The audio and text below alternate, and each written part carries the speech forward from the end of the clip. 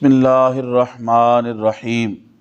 بخاری شریف کی حدیث نمبر 644۔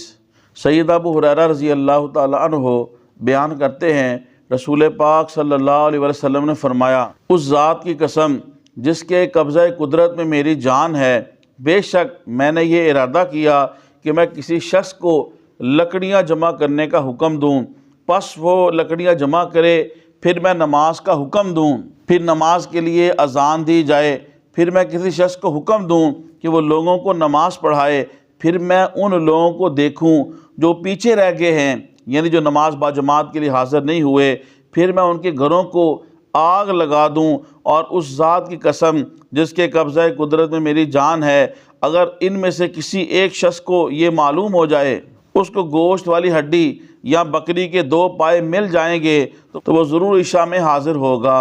خواتین حضرات، حدیث نمبر 644 سے لے کے 650 تک تقریباً ایک ہی مفہوم کی احادیث مبارکہ ہے۔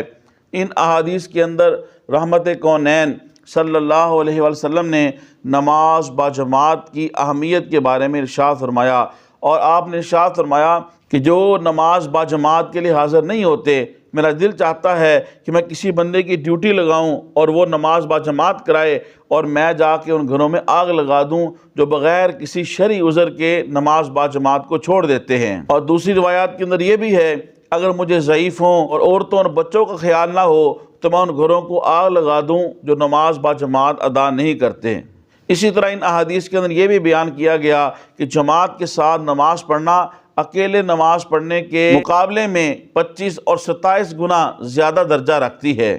اسی طرح ان حدیثوں کے اندر یہ بھی چیز بیان کی گئی کہ نماز کا انتظار نماز ہے، اور فرشتے نماز کا انتظار کرنے والے کے لیے دعائے رحمت کرتے رہتے ہیں۔ پھر ان احادیث کے اندر ایک چیز یہ بھی اضافی بیان کی گئی کہ فجر کی نماز کے وقت اللہ کی رحمت کے فرشتے نازل ہوتے ہیں۔ تو ان تمام احادیث سے ہمیں یہ ثابت ہوا، عاقل بالغ مسلمان مرد کو بغیر کسی شرعی عذر کے نماز 5 وقت کو باجماعت ادا کرنا چاہیے۔ اس پاک کے اندر یہ فرمایا گیا کہ اگر کسی کو یہ پتہ چل جائے کہ وہ عشاء کے وقت حاضر ہوں تو انہیں گوشت والی ہڈی یا پھر بکری کا پایا ملے تو وہ ضرور حاضر ہوں۔ محدثین فرماتے ہیں یہ منافقین کے لیے ہے، کیونکہ مسلمان اور مومن کی شان یہ ہے وہ اللہ اور اس کے رسول کی رضا کے لیے نماز کے لیے حاضر ہوتے ہیں۔ خواتین و حضرات، تبلیغ دین کی نیت سے حدیث شریف کے درس کو زیادہ سے زیادہ لوگوں تک پہنچانے کے لیے میری اس ویڈیو کو شیئر کریں۔ اللہ پاک آپ کو جزائے خیر دے۔ السلام علیکم ورحمۃ اللہ وبرکاتہ۔